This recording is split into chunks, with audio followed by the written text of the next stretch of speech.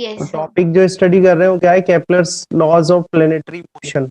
Okay, इसमें जो तीन लॉ होते हैं केपलर्स के, फर्स्ट लॉ को बोलते हैं law of orbit, second law को बोलते हैं लॉ ऑफ एरिया, ठीक है, और थर्ड लॉ को बोलते हैं लॉ ऑफ पीरियड्स। ठीक है, तो वन बाय वन तीनों लॉज देखेंगे अपन। जैसे फर्स्ट वाला जो लॉ है, ठीक है, फर्स्ट लॉ को बोलते हैं law of orbit, law of orbit.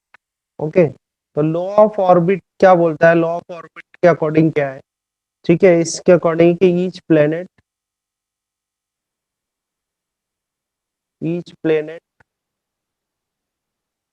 revolves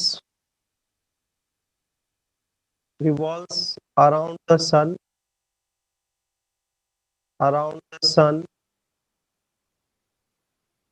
in elliptical orbit। ठीक है, elliptical orbit। ठीक है, तो ये कहलाता है law of orbit. Law of orbit के अकॉर्डिंग क्या है कि each planet revolve around the sun in elliptical orbit। Okay, the sun is the sun is at the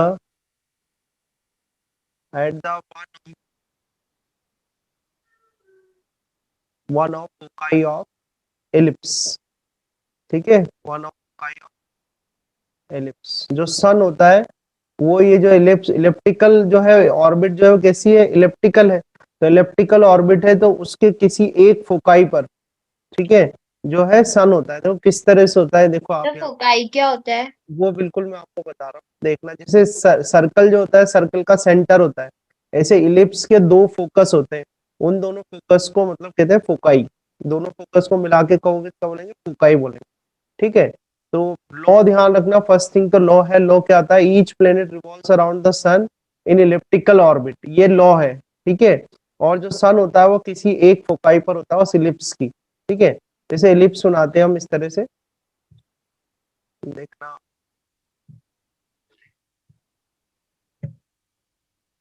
ठीक है, ये इलिप्स सुना है, ये इलिप्टिकल ऑर्बिट है। ठीक है, अब ये इलिप्टिकल ऑर्बिट है, सबसे पहले देखो आप इसमें इलिप्स में होता क्या है। इलिप्स में दो एक्सिस बनाते हैं अपन, ये फर्स्ट एक्सिस हो गई और ये सेकेंड एक्सिस हो गई। ठीक है, अब इसमें आप देख सकते हो, एक तो ये हॉरिजॉन्टल एक्सिस है, ठीक है, एक ये वर्टिकल एक्सिस है। तो जो हॉरिजॉन्टल एक्सिस होती है उसमें जो ये डिस्टेंस है ये होती है, यहाँ से यहाँ तक हम लेते हैं ए। ठीक है, ये वाले डिस्टेंस जो लेंगे हम क्या लेंगे, इसको ए, और ये जो डिस्टेंस होती है इसको भी ए से ही रिप्रेजेंट करते हैं। इस डिस्टेंस को भी हम ए से रिप्रेजेंट करते हैं। तो यहाँ आप देखो ध्यान से, अगर हम इसको कुछ नेम दे देते हैं, मान लो कि यहाँ इसको ए कर देता हूँ मैं, ठीक है, इसको बी कर देता हूँ, तो ए बी जो होता है आप क्लियरली यहाँ देख सकते हैं, A B is equal to कितना है, 2 है। ठीक है, और ये ए बी जो है इसको हम बोलेंगे सेमी मेजर एक्सिस। लो तो अभी मैं आपको बता दूंगा, पर थोड़ा इलिप्स के बारे में देख लो आप, थोड़ी इन्फॉर्मेशन आपको इलिप्स की होनी चाहिए। तो ए बी को तो बोलते हैं सेमी मेजर एक्सिस। ठीक है, और ऐसे ही इस वाले को हम कर देते हैं बी, और इसको कर देते हैं सी। ठीक है, और यहाँ ये जो डिस्टेंस है इसको लेते हैं स्मॉल बी, और ऐसे ये वाली जो डिस्टेंस है इसको भी नोट करते हैं स्मॉल बी से। तो आप देखो जो बी सी है, अच्छा ए बी तो आपने यहाँ पर कर दिया था, इसको अपन कर देते हैं सी डी। ठीक है, इसको हम क्या करते हैं, सी डी कर देते हैं, इसको सी कर देते हैं, इस पॉइंट को डी कर। तो सी डी जो है यहाँ पर, C D is equal to कितना है, 2b। ठीक है, और ये कहलाती है सेमी माइनर एक्सिस। क्या कहते हैं इसको, सेमी माइनर एक्सिस। ठीक माइनर है एक्सिस। ना। अब ये जो इलिप्स है इसके दो फोकस होते हैं, एक फोकस तो यहाँ पर होता है, एक फोकस ये रहा, और दूसरा फोकस यहाँ होता है, दूसरा फोकस है। दोनों फोकस को मिला के बोला जाता है फोकाई, एक तरह से प्लूरल है ये। ठीक है, तो दो फोकस हो गए, इसका एक फोकस ये रहा, एक फोकस ये रहा। ये जो फोकस होता है, ये जो फोकस होता है इसकी जो डिस्टेंस है सेंटर से, ये वो जो है इसका सेंटर पॉइंट, तो इसकी जो डिस्टेंस होती है ए ई, और ऐसे इस साइड भी जो डिस्टेंस होती है वो कितनी होती है, ए ई। ए तो आपने देख ही लिया, ए यहाँ सेंटर ओ से लेके इस एंड तक की डिस्टेंस है ए। ऐसे ओ से लेके इस एंड तक ए तक की डिस्टेंस है ए, ठीक है। तो ओ से लेके जो ये फोकस लिखे हैं, जैसे हम इसको कर देते हैं, ये फर्स्ट फोकस कर देता हूँ, इसको सेकंड फोकस कर देता हूँ, ठीक है। तो यहाँ से हम ये लिख सकते हैं कि भाई O F one is equal to O F two और इज इक्वल टू कितना है ये ए ई, ठीक है। अब इसमें ई क्या होता है, ई को बोलता है इसेंट्रिसिटी। इसेंट्रिसिटी, इसेंट्रिसिटी मतलब होता है सेंटर का शिफ्ट होना। जैसे अगर यहाँ पर ई इजिकल टू जीरो हो जाए, मान लो ई इजिकल टू जीरो हो जाए, तो ये इलिप्स क्या बन जाएगा, इलिप्स विल बी अगर मान लो कोई इसेंट्रिसिटी नहीं रहे, ई इजिकल टू जीरो हो जाए, तो F1 और F2 यहाँ पर आ जाएंगे ऊपर ही, ठीक है। तो ये यस सर। इलिप्स क्या हो जाएगा, इलिप्स विल बी क्या बन जाएगा बताओ, ellipse will be circle, circle. Circle बन जाएगा, ठीक है। तो ये आपको थोड़ी बेसिक इंफॉर्मेशन होनी चाहिए। और जो अर्थ के लिए ई की वैल्यू जो होती है, अर्थ के लिए ई की वैल्यू होती है 0.017, अर्थ के लिए ई की वैल्यू जो होती है 0.017, ठीक है, फॉर अर्थ, ठीक है। ये इसेंट्रिसिटी की वैल्यू आपको ध्यान रखना है for Earth, E is equal to how much 0.017। तो ये हमने थोड़ी बेसिक इंफॉर्मेशन लिखी है किसके लिए, इलिप्स के लिए। ये समझ में आया है यहाँ पर सब कुछ, ये बताओ, ठीक यस सर, आ गया। है ना। अब देखो, अब ये लॉ की बात करते हैं, इस लॉ को हम यहाँ पर ड्रॉ करते हैं, देखना नेक्स्ट पेज में ड्रॉ करते हैं सर, यहाँ तो स्पेस है नहीं, आराम से देखना। जहां तक सिर्फ 9th क्लास की बात है, तो आपसे तो इतना ज्यादा डिटेल में कुछ नहीं पूछने वाले हैं, आपसे बस यही पूछेंगे कि लॉ क्या होता है, ठीक है। अब सर देखो, तो मतलब अपन को फोकस क्यों चाहिए, मतलब ऐसा क्या काम है? हाँ वही तो ही बता रहे हैं, तो अभी देखना 1 सेकंड, ठीक है। जैसे ये एलिप्स सुना है, थोड़ा और अच्छा एलिप्स सुना,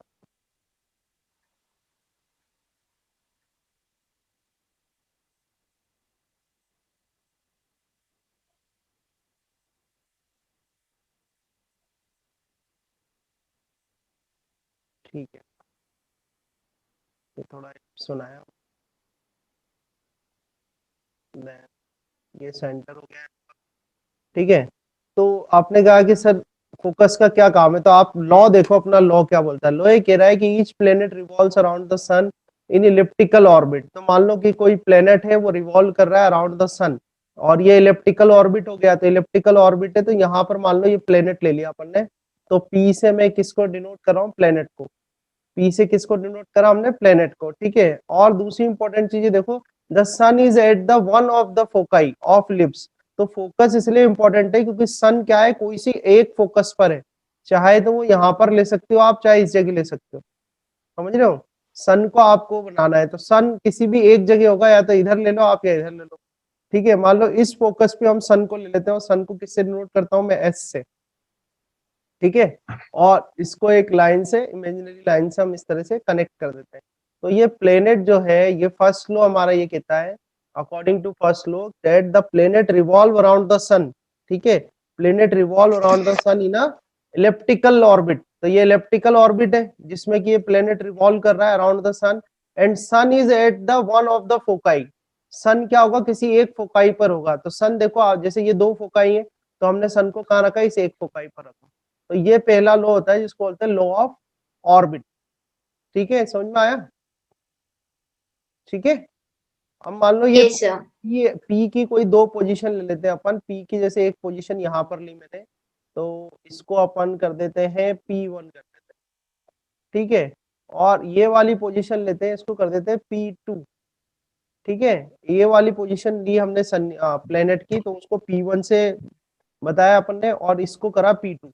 तो आप ये बताओ कि जो P1 जो पोजीशन है, जैसे अगर मैं लिखूं SP1, तो SP1 जो डिस्टेंस है, यानी कि जब प्लेनेट P1 पॉइंट पर होगा, तो वो सन के नियरेस्ट होगा या फार्थेस्ट होगा,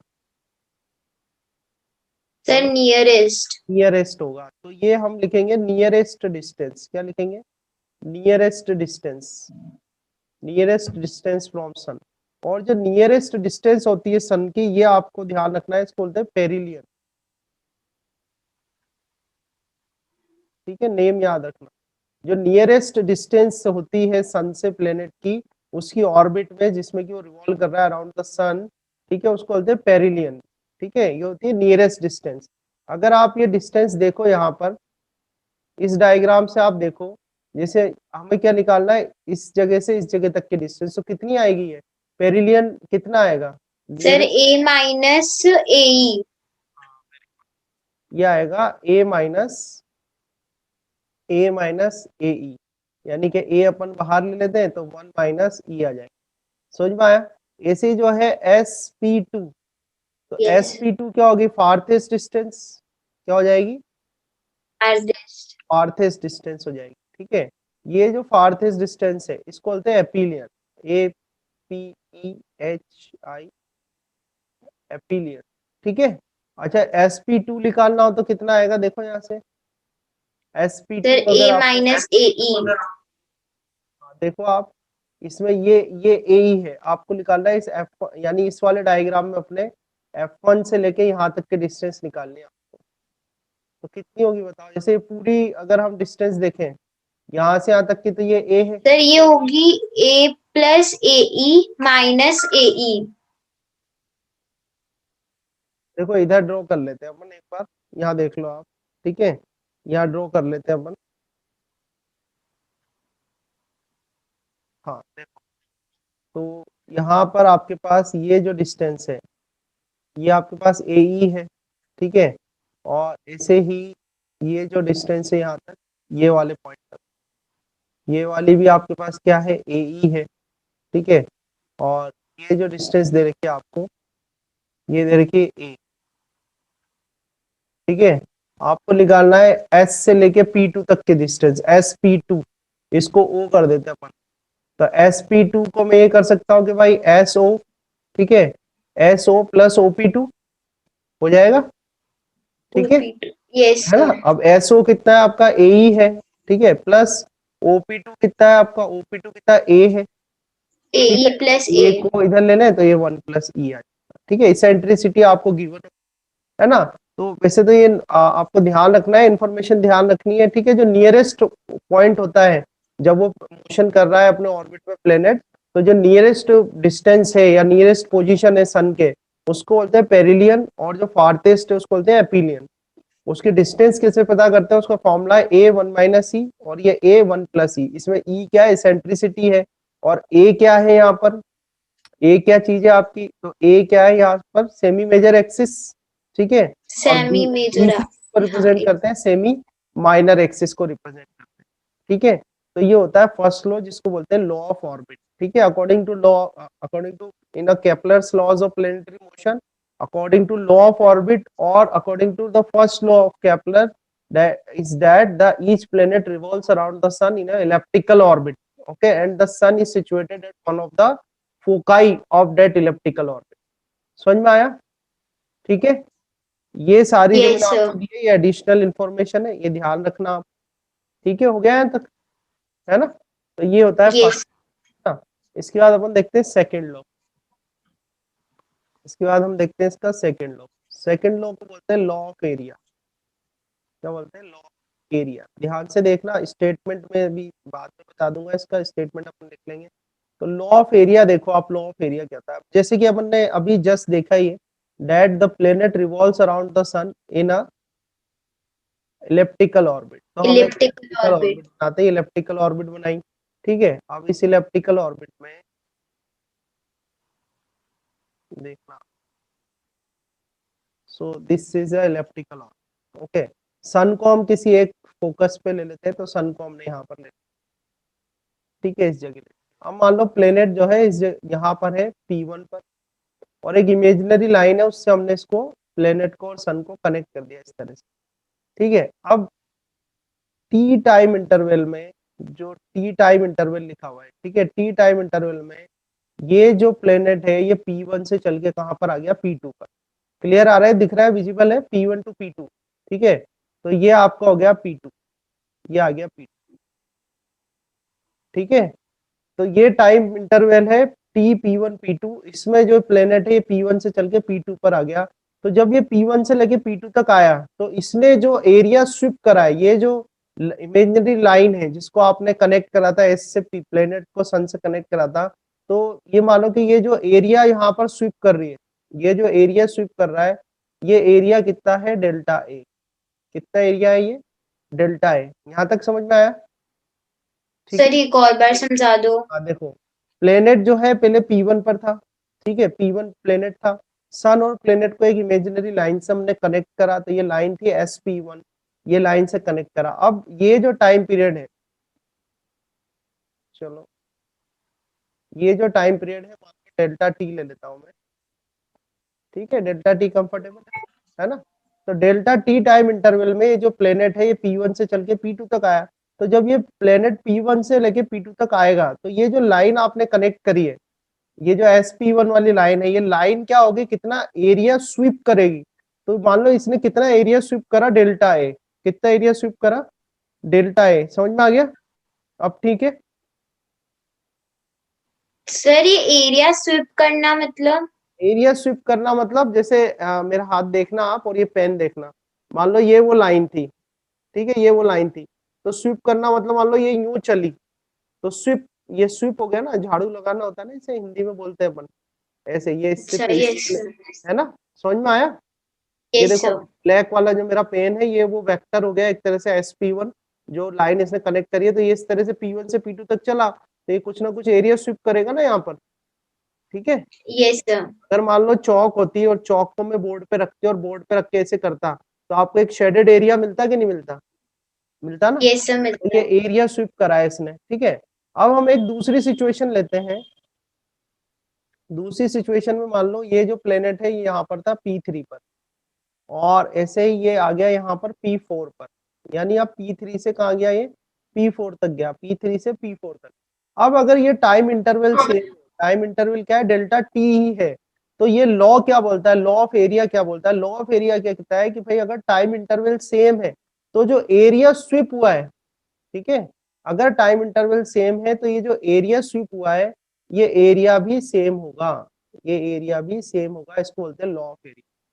समझ में आया? ठीक है। मैं यहाँ पर आपको यस बताता सर। हूँ, इफ टाइम इंटरवल,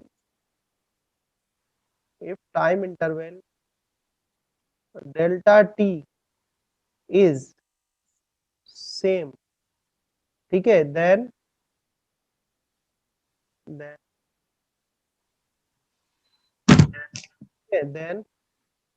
then हम क्या लिख सकते हैं कि एरिया स्विफ्ट, एरिया स्विफ्ट, जैसे इस केस में एरिया अपन ले लेते हैं SP1P2, एरिया स्विफ्ट SP1P2, ठीक है, is equal to area swept, is equal to area swept, यहाँ पर क्या एस लिखेंगे, P three S P four P3 P P4। Three P four आया समझ में? ठीक है। Yes sir. इसे बोलते हैं लॉ ऑफ एरिया। इसका स्टेटमेंट मैं बता देता हूँ, डेट इसका स्टेटमेंट देखो क्या होता है, एन इमेजिनरी, आप स्टेटमेंट देख लेना, an imaginary, an imaginary line, ठीक है, an imaginary line that connects a planet, that connects a planet, that connects a planet, okay, to the sun, to the sun, to the sun, sweeps out, sweeps out same area, sweeps out same area, ठीक है, in the plane of the, in the plane of the, in the plane of the planet's orbit, planet's orbit, okay, planet's orbit in equal times, okay, in equal times, ठीक है। ये तो statement है इसका, ठीक है, और इसमें जो है ये फैक्टर होता है D A by D T, D A by D T को बोलते हैं, D A by D T को बोला जाता है एरियल वेलोसिटी, क्या बोलते हैं, एरियल वेलोसिटी। ये जो क्वांटिटी होती है D A by D T, ये जो है क्या होती है, कांस्टेंट होती है। ठीक है, D A by D T is equal to constant. कौन कांस्टेंट कैसे कहा हमने कि D A by D T क्या होगा, change in area with respect to time, है ना, change in area with sir respect to. Time constant हो रहा है तो फिर एरिया भी कांस्टेंट होगा। हाँ, वो अभी मैं और प्रूफ करके बता दूंगा इसको। बाकी इस पेज पर जो है वो है लॉ ऑफ एरिया। अगर आपसे लॉ ऑफ एरिया पूछा जाता है तो आपको ये स्टेटमेंट बताना है कि that an imaginary line that connects a planet to the sun sweeps out same area, same में आप इक्वल भी लिख सकते हो, ठीक है, sweeps out equal area in the plane of the planet's orbit in equal times. ठीक है, इक्वल टाइम में क्या होगा, इक्वल एरिया स्विफ्ट करेगी। ये इससे समझ में आ गया होगा आपको, मैंने एक्सप्लेन किया उससे। ठीक है, यस सर। समझ में आया? ठीक है, चलो इसमें आगे बढ़ते हैं हम। अब ये जो मैं आपको प्रूफ बता रहा हूँ, जनरली ये प्रूफ तो 9th क्लास में आपसे कोई नहीं पूछेगा, बट बिकॉज हम फाउंडेशन का कर रहे हैं तो फाउंडेशन के लिए प्रूफ बताना जरूरी है। ठीक है, तो हम क्या करते हैं कि एक केस लेते हैं। इस केस में अगेन हमने वही इलेप्टिकल ऑर्बिट ले लिया। ठीक है, ये इलेप्टिकल ऑर्बिट है और इसके एक फोकाई पे हमने सन को ले लिया है, सन आ गया यहाँ पे। ठीक है, और प्लेनेट्स की पोजीशन ले लेते हैं। मान लो यहाँ पर है ये P1 और ये आ गया यहाँ पर P2। ठीक है, जो इसने एरिया शिफ्ट करा है यहाँ पर, जो एरिया शिफ्ट करा है इस केस में, वो एरिया हो गया सो डेल्टा ए। ठीक है, अब ये कनेक्ट कर रहा है इसको, तो यहाँ पर इसका मान लो कि एस से P1 को आपने कनेक्ट करा। ठीक है, तो एक लाइन क्रिएट हुई आपकी SP1। ठीक है, तो इसको हम मान लेते हैं R। ये जो डिस्टेंस है एस से लेके P1 तक की, ये क्या है, R है। ठीक है, तो हम ये लिखते हैं कि let in time interval, let in time interval delta T. ठीक है, let in time interval delta T the speed of a planet, the speed of a planet is v। ठीक है, speed of planet is v, then then the then the distance covered, then the distance covered by the planet, then the distance covered by the planet। ठीक है, in time interval delta T. तो distance कितनी होगी, तो आप जानते हो formula, speed is equal to क्या होता है, distance upon time. Distance upon time होता है। ठीक है, तो यहाँ से अगर हम डिस्टेंस लिखना चाहें तो डिस्टेंस क्या हो गई, मान लो P1 P2 ले लेता हूं मैं। स्पीड डिस्टेंस कितनी हो मल्टीप्लाई गई, बाय टाइम। P1 P2, और स्पीड कितनी है इसकी v, और टाइम इंटरवल कितना, डेल्टा टी। आया कि नहीं आया समझ में? ठीक है, यस सर। अब अगर मैं एरिया निकालना चाहूं कि भाई एरिया ऑफ ट्राइंगल, तो देखो एक ट्राइंगल बन रहा है SP1P2, area of triangle SP1P2।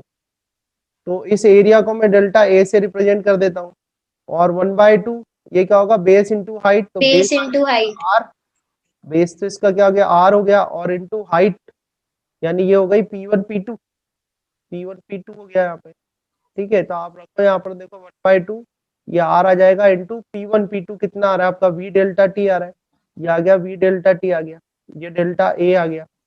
ठीक है, तो देखो इसको मैं लिख सकता हूँ कि भाई delta A divide by delta T हो जाएगा, और इजिकल टू देखो ये क्या आ रहा है आपके पास, आर क्रॉस वी। ठीक है, आर इंटू वी आ रहा है। तो देखो आप जानते हो P is equal to M V होता है नहीं होता? सर हाफ कहाँ गया? हाँ, 1/2 भी आ गया। तो देखो P is equal to M V होता है, मालूम है आपको? यहाँ से V yes. Is equal to P/m लिख सकता हूँ कि नहीं लिख सकता? लिख सकता हूँ। Yes sir. तो ये आ गया 1/2। देखो आप 1/2, ये R और V की वैल्यू रख दी हमने, V इजिकल टू रख दिया P/m। ठीक है, अब देखो यहाँ से आ गया 1/2 m, और ये आ जाएगा आपके पास R into P. R into P क्या होता है, R इंटू पी क्या होता है, आप जानते हो एंगुलर मोमेंटम क्या होता है, एमवीआर। एमवीआर मतलब PR होता है नहीं होता? हाँ यस सर। तो एंगुलर मोमेंटम आ गया, तो ये आ गया L/2m, ये L/2m आ गया, और ये आ गया आपके पास delta A by delta T.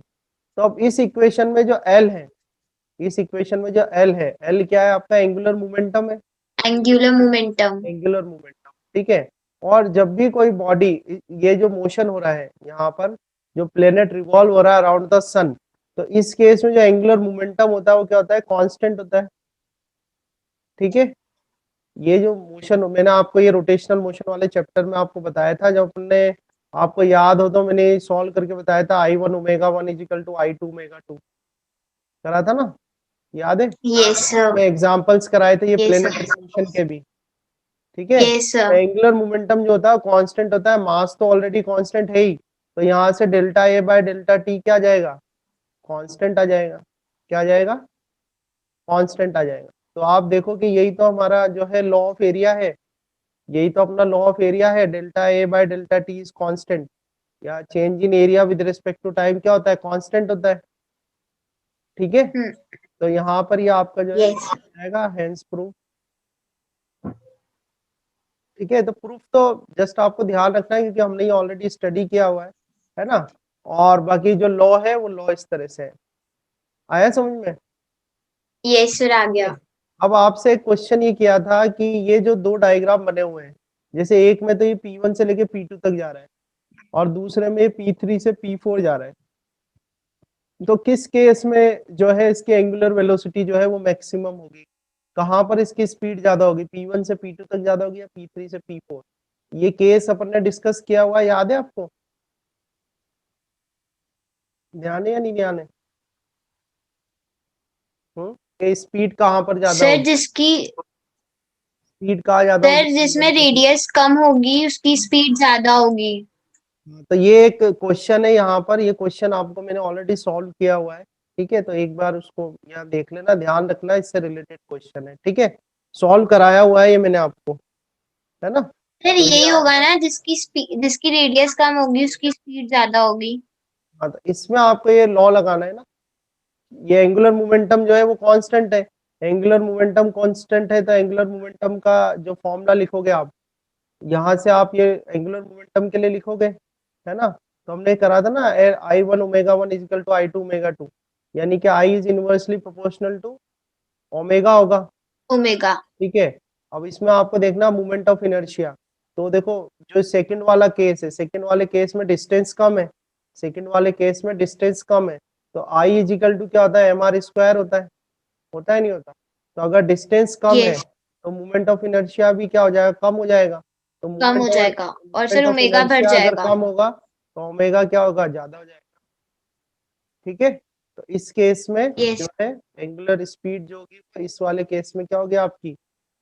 इस वाले केस में ज्यादा होगी, जब वो P3 से P4 होगा, ठीक है। ये जब ये और रोटेट सर कर, P1 से P2 कम होगी। कम होगी क्योंकि वहां पर क्या होगा? इसका मोमेंट ऑफ इनर्शिया जो होगा वो ज्यादा हो जाएगा, मोमेंट ऑफ इनर्शिया ज्यादा हो जाएगा तो ओमेगा क्या होगा? कम हो जाएगा, ठीक है। कम हो समझ में आया, जाएगा। है ना? ठीक है। Yes sir. ये हो गया अपना लॉ ऑफ एरिया। अब जो थर्ड वाला है, तो मैंने कुछ न्यूमेरिकल निकाले थे आप लोगों के लिए, चलो ठीक है। अब लास्ट ये हो गया अपना लॉ ऑफ एरिया। अब थर्ड करते हैं अपना लॉ ऑफ पीरियड, यही करा देता हूँ, फिर न्यूमेरिकल देख लेंगे अपन, ठीक है। थर्ड वाला जो लॉ है इसका, थर्ड लॉ है लॉ ऑफ पीरियड, ठीक है। ये भी अच्छा लॉ है, ज्यादा एक्सप्लेनेशन बस सेकंड वाले का है। ये लॉ आपको ध्यान रखना है कि T² is proportional to R³, ठीक है। ये लॉ होता है T² is proportional to R³। यहाँ पर T जो होता है इसको बोलते हैं पीरियड, ठीक है, पीरियड ऑफ रेवोल्यूशन, ठीक है, उसके अराउंड रिवॉल्व कर रहा है। R क्या होता है? ये होता है सेमी मेजर एक्सिस, एक्सिस। ठीक है। यहाँ पर R जो लिया जाता है वो क्या कहलाता है? सेमी मेजर एक्सिस लिया जाता है। मैं इसका स्टेटमेंट बता देता हूँ आपको, स्टेटमेंट क्या होता है इसका, इसका क्योंकि स्टेटमेंट ही अपने ज्यादा काम आएंगे तो ये है द स्क्वायर ऑफ,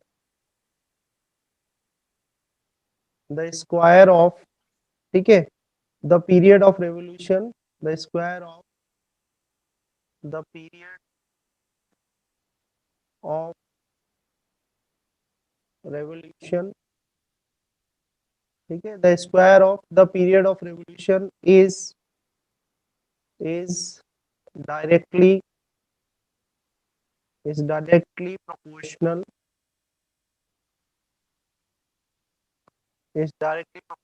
to, ठीक है, is directly proportional to the cube of proportional to the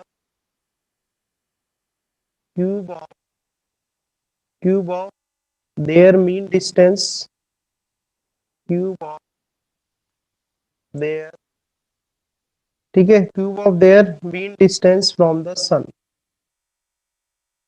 cube of the, या अपन ने जैसे यहाँ पर लिखा है सेमी मेजर एक्सिस, ये भी लिख सकते हो आप, ठीक है, cube of the semi cube of the semi major axis, ठीक है, cube of the semi major axis of the orbit, of the orbit, ठीक है। और जनरली अपन क्या लेते हैं, सर्कुलर ऑर्बिट लेते हैं, अगर जब हम न्यूमेरिकल सॉल्व करते हैं तो क्या लेते हैं, सर्कुलर ऑर्बिट लेते हैं। तो अगर सर्कुलर ऑर्बिट लोगे तो आर क्या हो जाएगा फिर उसके अंदर, बताओ। अगर सर्कुलर ऑर्बिट लेंगे तो आर को क्या ले लेंगे अपन, रेडियस, ठीक है, समझ में आ रहा है। अगर सर्कुलर ऑर्बिट आपने ली तो आर क्या हो जाएगा Yes, उसके sir. अंदर, रेडियस हो जाएगा, ठीक है। तो ये लॉ है, 3 लॉ है केपलर्स लॉ के, और ये तीनों लॉज मैंने आपको बता दिए हैं इस तरह से।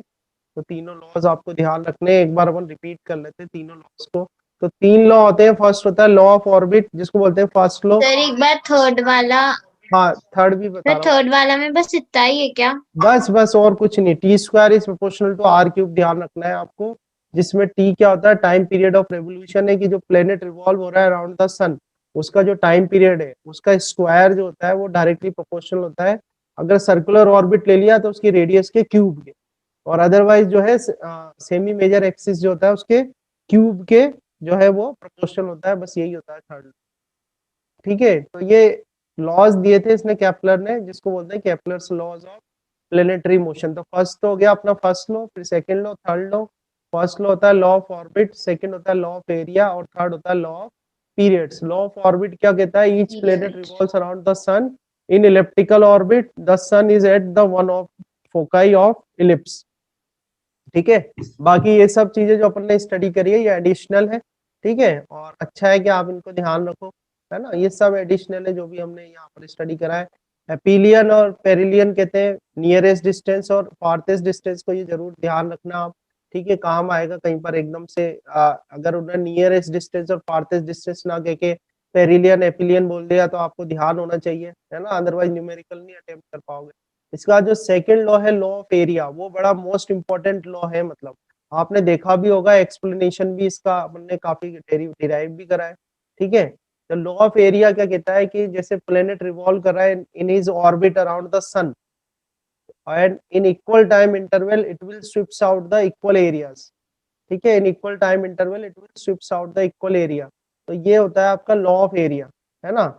और लॉ ऑफ एरिया में एक जैसे एक क्वांटिटी है जिसको बोलते हैं एरियल वेलोसिटी। एरियल वेलोसिटी क्या होता है, चेंज इन एरिया, जो एरिया स्विप करा है उसने, ठीक है, that with respect to time, ये वैल्यू जो होती है वो कांस्टेंट होती है, ठीक है। इसको इस तरह से हमने सॉल्व भी कर लिया, जो कि एक प्रूफ है, अच्छी बात है, आप ध्यान रखो। तो दूसरी बात, जब भी प्लेनेट रिवॉल्व हो रहा है around the sun its orbit के अंदर, तो उसका जो एंगुलर मोमेंटम है वो क्या होता है, कांस्टेंट रहता है। आप ये बता सकते हो कि एंगुलर मोमेंटम कांस्टेंट क्यों रहता है इसमें, तो आपको ध्यान है इसमें एंगुलर मोमेंटम क्यों कांस्टेंट है, जब ये जो प्लेनेट है वो रिवॉल्व कर रहा है अराउंड द सन, किस वजह से, ये एंगुलर मोमेंटम कंजर्वेशन का लॉ लगाया है अपन ने यहाँ पर, ध्यान है आपको, एंगुलर मोमेंटम कंजर्वेशन पढ़ा था ना अपन ने। सर मोमेंटम कंजर्व रहता है कब रहता है, क्या कंडीशन है उसमें, क्या चीज जीरो होती है जब रहता है, सर, जब एक्सटर्नल फोर्सेस, मतलब उसके हाँ, ऊपर कोई और एक्सटर्नल लीनियर, फोर्सेस एक्ट नहीं बिल्कुल करती है, बिल्कुल करेक्ट है। जो एक्सटर्नल टॉर्क नहीं होगा हाँ, इस इसमें। केस में क्या होगा, एक्सटर्नल टॉर्क, तो एक्सटर्नल टॉर्क जीरो है, इसलिए इसका एंगुलर मोमेंटम क्या रहेगा, कंजर्व रहेगा, ठीक है। जहां तक लॉ की बात है तो बस इस पेज पे जो है ये लॉ आपको ध्यान रखना है ना। आगे बढ़ते हैं, तो इसका जो थर्ड लॉ है उसको बोलते हैं law of period. Law of period ऐसे याद रखना कि भाई T square is proportional to R cube. इसमें टी क्या होता है, पीरियड ऑफ रिवोल्यूशन होता है, और आर जो होता है वो सेमी मेजर एक्सिस है। जनरली जब न्यूमेरिकल आएगा तो उसके अंदर वो सर्कुलर ऑर्बिट देगा आपको, ठीक है। तो सर्कुलर ऑर्बिट रहेगा तो कोई दिक्कत ही नहीं है, आर जो है वो आपकी रेडियस हो जाएगी, ठीक है। तो इस तरह से जो लॉ है वो क्या है, the square of the period of Yes. Revolution is directly proportional to the cube of the semi major axis of the orbit, ठीक है। हो जाएगा, आया समझ में, है ना। Yes, sir. तो ये एक न्यूमेरिकल है जो अच्छी बात है, थर्ड लॉ पर ही बेस्ड है। इस पर एक न्यूमेरिकल देखो यहाँ लिखा हुआ है ऊपर, रीड कर पा रहे हो आप तो। ये जो क्वेश्चन दिया हुआ है इसी को यहीं देख लेते हैं क्योंकि इसी पे बेस्ड है। इसमें दिया हुआ है, imagine a light planet revolving around a very massive star in a circular orbit. तो देखो जैसे इस क्वेश्चन में आपको पता लग रहा है कि जो ऑर्बिट दे रखी है वो किसी तरीके से सर्कुलर ऑर्बिट, ठीक है। तो सर्कुलर ऑर्बिट दे रखा है, सर्कुलर तो ऑर्बिट सर ऑफ इसमें रेडियस आर। रेडियस लेंगे आर को। हाँ और क्या, आप तो लिखा ही हुआ है ना, देखो उसमें रेडियस दे रखी है उसने, रेडियस कितनी दे रखी है, रेडियस दे रखी है आर, ठीक है। With a period of revolution T, तो पीरियड ऑफ रेवोल्यूशन आपको दिया हुआ है इसने, पीरियड ऑफ रेवोल्यूशन, तो पीरियड ऑफ रेवोल्यूशन कितना टी दिया हुआ है। On what power of R will the square of time period depends if the gravitational force of attraction between the planet and the star is proportional to r raised to power minus 5/2। ये कह रहे हैं कि जो gravitational force लग रहा है वो प्रोपोर्शनल है r raised to power minus 5/2 के। तो ये कह रहे हैं कि t की t स्क्वायर जो है वो r के कितनी पावर के प्रोपोर्शनल होगा। समझ में आ रहा है। एक तो सर सर्कुलर, क्यूब फ्री। एक तो देखो सर्कुलर ऑर्बिट दिया हुआ है, सर्कुलर ऑर्बिट की रेडियस आर दी हुई है आपको, ये तो समझ में आया। पीरियड ऑफ रेवोल्यूशन टी दिया हुआ है।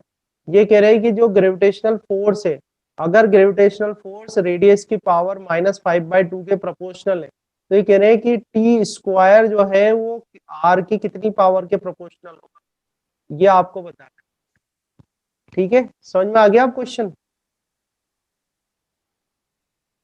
ठीक है भाई, एंजल तो बोलो। सर लॉ तो यही है। हाँ लॉ तो यही है, पर अब वो क्वेश्चन उसने लिखा ना, पहली लाइन लिख दी इमेजिन, इमेजिन करो ऐसा, ठीक है। तो जैसे अब देखो प्रोपोर्शनल हटाओगे तो कोई कांस्टेंट आएगा कि नहीं आएगा बताओ, आता है ना। यस अगर सर ये आएगा। प्रोपोर्शनल हटाऊं तो कोई कांस्टेंट आएगा, तो मान लो वो के है, तो के आर की पावर ही क्या हो गया, -5/2 हो गया। इसको मैं ऐसे लिख सकता हूँ कि K divide by R raised to power 5/2। कोई दिक्कत है कि नहीं है, कोई प्रॉब्लम नहीं है। नो ये इसको सर। एक इक्वेशन में कर देता हूँ। अब मुझे बताओ कि भाई सर्कुलर ऑर्बिट में कोई प्लेनेट रिवॉल्व कर रहा है अराउंड द सन, तो उस केस में जो सेंट्रीपिटल फोर्स होगा वो सेंट्रीपिटल फोर्स किसके बराबर होता है, जो सेंट्रीपिटल फोर्स होता ग्रेविटेशनल है फोर्स। ग्रेविटेशनल फोर्स के बराबर होता है। तो इसमें अपन कर सकते हैं नहीं कर सकते, ऐसा कर सकते हैं ना कि जो सर कर सकते हैं हाँ। सेंट्रीपिटल फोर्स को अपन ग्रेविटेशनल फोर्स के बराबर कर देते हैं। सेंट्रीपिटल फोर्स का फॉर्मूला क्या होता है, mv² बाय r होता है। mv²/r। हाँ, और यहाँ से हमें ग्रेविटेशनल फोर्स तो इसने ही दिया हुआ है क्वेश्चन में ही, तो ग्रेविटेशनल फोर्स कितना दिया हुआ है, K divide by R raised to power 5/2, ये दिया हुआ है, ठीक है। यहाँ से हम वी स्क्वायर निकाल सकते हैं, वी स्क्वायर या वी भी निकाल सकता हूँ मैं। तो देखो वी स्क्वायर इजिकल टू कितना आ रहा है, वी स्क्वायर इजिकल टू आ जाएगा आपके पास, देखो यहाँ से के, ठीक है, और ये आर इधर आ गया, डिवाइड बाय एम, ठीक है, और R raised to multiply by r power, 5/2। हाँ आर रेस टू पावर 5, ये आ गया, ठीक है। और चाहो तो इसको और सॉल्व किया जा सकता है, और क्या सॉल्व करें अपन, इसको इधर फिर सॉल्व कर आर लेते हैं। आर का पावर कर देंगे। हाँ, इसको कैंसिल कर सकते हैं ना, के डिवाइड बाय एम, आर की पावर 5/2 -1 कर दूं, ठीक है ना। नीचे लाएंगे इसको तो -1 हो जाएगा ना ये, तो 5/2 यस -1 हो सर। जाएगा। तो इसको सॉल्व करोगे तो कितना आएगा, के डिवाइड बाय एम, आर की पावर, तो 5 - 2 3/2, ठीक है। 3/2। ये वी स्क्वायर आ गया। यहाँ से वी निकाल सकते हैं अपन, वी इजिकल टू कितना आ जाएगा, under root K divide by M, R raised to power 3/2। यहाँ तक आया समझ में, ठीक है। तो ये तो आपने वी निकाल यस लिया। सर। अब पूछा इसने हमसे टाइम पीरियड, तो देखो एक फॉर्मूला होता है बहुत सिंपल सा, जो अभी अभी थोड़ी देर पहले ही आपने मुझे बताया था कि भाई स्पीड इज इक्वल टू क्या होता है, डिस्टेंस अपॉन डिस्टेंस टाइम होता अपॉन है नहीं टाइम। होता। अगर मैं टाइम लिखना चाहूँ, यहाँ से मैं टाइम लिखना चाहूँ, तो टाइम इज इक्वल टू कितना जाएगा, डिस्टेंस डिवाइड बाय, बोलो डिस्टेंस डिवाइड बाय स्पीड। ठीक है, अब मान लो टाइम जो ले लेता हूँ मैं, कैपिटल टी ले लेता हूँ, कैपिटल टी मतलब टाइम पीरियड। तो टाइम पीरियड मतलब होता है एक चक्कर लगाने में टाइम जो लगता है। तो अगर आर रेडियस है तो एक चक्कर लगाने में कितनी डिस्टेंस कवर होगी बताओ, बोलो। अगर आर रेडियस है सर्कल की तो एक पूरा चक्कर लगाने में कितनी डिस्टेंस कवर होगी,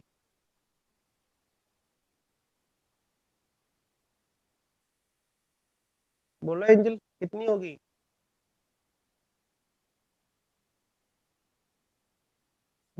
2 पाई आर।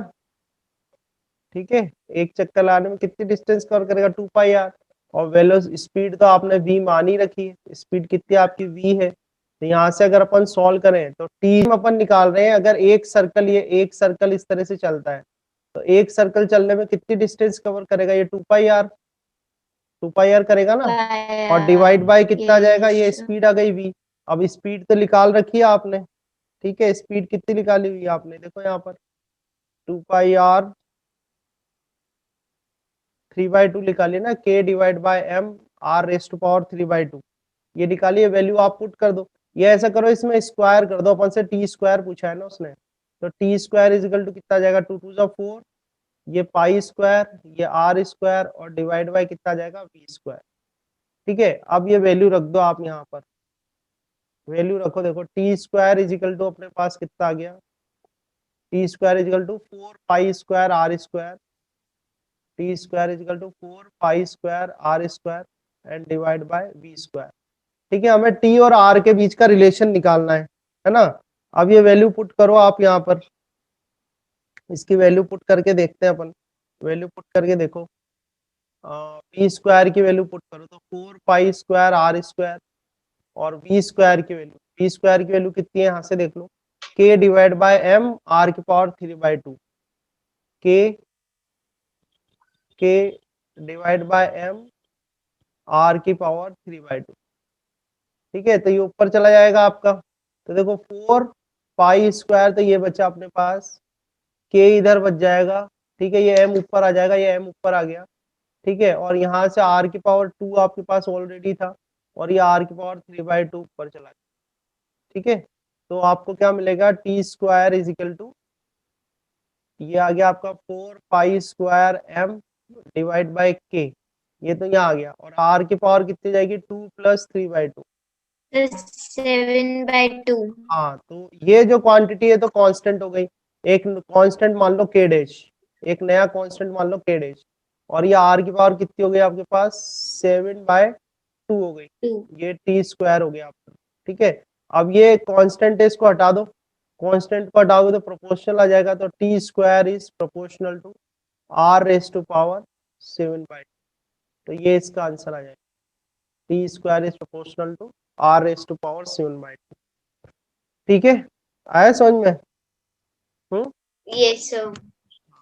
ठीक है, मैं करा दिया ये क्वेश्चन, बिकॉज ये उसी पेज पर ही था तो मैंने कहा चलो करा देते हैं। ठीक है, तो इस तरह से ये केपलर्स लॉ है,